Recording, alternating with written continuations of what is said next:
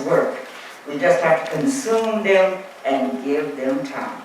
Time to do the job they were designed to do. The rule of thumb is take the herbs religiously, you all know what that means, without ceasing, daily, for at least 90 days before making a decision. Herbs work differently in various bodies. How severe the disease is, person's constitution, is it weak or is it strong? I have a weak constitution, and I determine that by another procedure that we do called iridology. There are spokes in the eyes, and if the spokes are tightly knit, you have a strong constitution. If they're not too, if shot or loose, you have a weak constitution. So I have a weak constitution, and I have to fight harder than others to keep my body on track. Let me share another example of God's medicine. Bilberry, the chief herb for the eyes. Now, I was seeing spots, I was seeing flashes, and I was seeing floaters. Flashes like lightning was coming out of my eyes. I just knew I was going blind, so I went to the doctor. And you know what he told me? You're just getting old. That's a sign of aging. Well, I knew better than that, you know, I'm not a dummy. So, and I had been in herbs for a little while, and I had learned that bilberry is the chief herb for the eyes. So I went home and I ordered 10 or 12 bottles of the bilberry, because my herbal teacher, we had classes, the late Dr. Barbara Clark, and some of the people some of my fellow students, you know, and he's a master herbalist, okay, Mr. Lester McCurry, and Sister Bessie Johnson, are you here yet? Don't see her, but we were all in the same class together. She had taught us that when something is trying to invade your body, you have to get aggressive. You have to fight it. Don't play around with it. So I got those 10 or 12 bottles of bilberry, and I took 6 a day. 6 a day. Do you know the spots went away, the floaters went away, the flashes went away. Okay, so I don't know whether that doctor wanted a new car, a down payment on a new house, but he didn't get it from me, because bilberry took care of that problem. Bilberry. Bilberry, okay. We need to pay attention to how we nourish or don't nourish our bodies. When we consume the wrong kind of foods, we're inviting disease to enter our bodies. And I learned this when I began to study foods and how they affect the body. When I began to study herbs and how they affect the body, and drugs and how they affect the body. Even in today's society, we can take care of those things. The fast food reigns in America today. Our nation is getting sicker and sicker every day from consuming the sad American diet. We're eating ourselves to death prematurely. Improper diet is the cause of hundreds of thousands of premature deaths in America every year. We're rearing a nation of overweight children who are dying at an alarming rate yearly. Some of them from diseases that were once reserved for old people like me because of improper diets. Fast foods drown in those huge drinks that they wash them down with. How can anybody drink a drink this big, you know? I know I can't, but they drink it. Just about every disease known to man is linked to diet.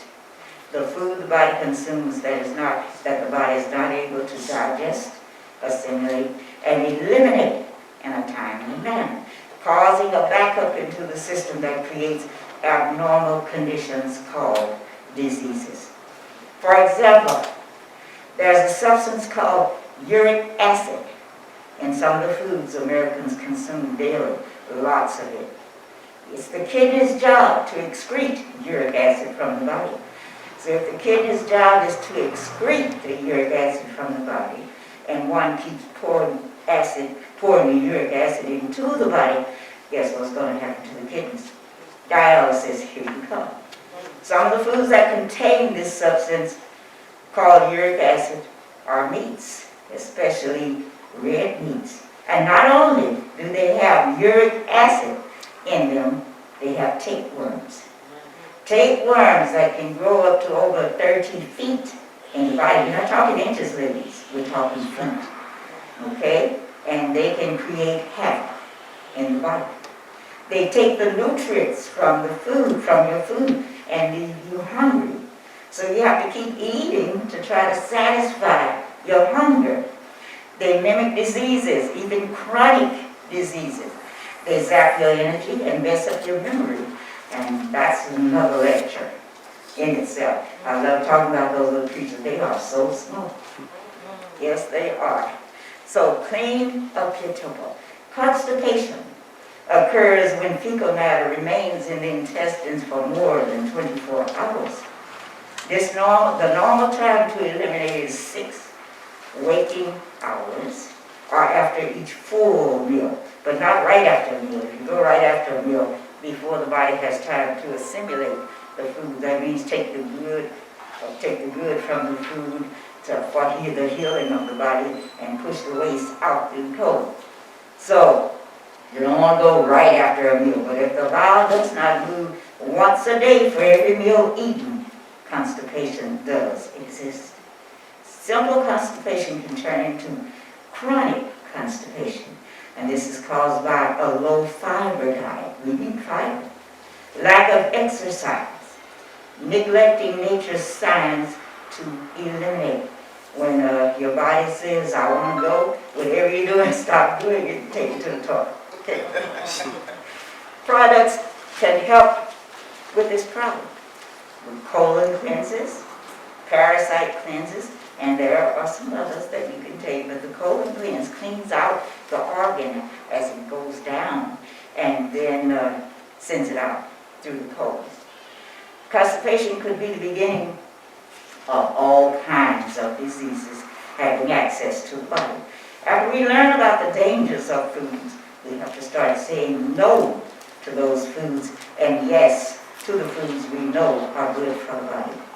When you do eat foods that you know are going to harm your body, you should get those foods out before they have a chance to back up into the system and create problems. And this entails cleansing. Atop this magnificent creation called the human body sits the greatest computer ever created, the human brain. We use our internal computers to think for ourselves, or we should. So make it your business to learn about the foods you're eating.